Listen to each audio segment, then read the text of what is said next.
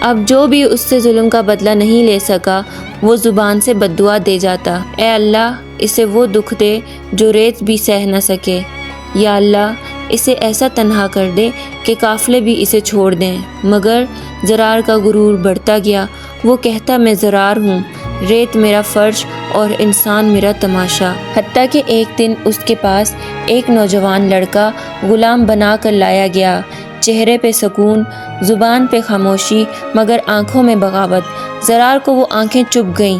زرار نے اس سے پوچھا تیرا نام؟ وہ بولا یوسف۔ زرار نے کہا آج سے تو بولے گا نہیں، صرف دیکھے گا کہ ظلم کسے کہتے ہیں۔ یوسف باقی غلاموں سے مختلف تھا، وہ دن بھر مار کھاتا، پانی بھی کم پیتا مگر زبان نہ کھولتا۔ ایک دن زرار نے اکیلے میں پوچھا کیوں نہیں بولتا، ڈرتا ہے؟ یوسف نے نظریں ملا کر صرف ایک جملہ کہا، نہیں، میں دعا دیتا ہوں کہ آپ کبھی وہ محسوس کریں جو ہم نے کیا۔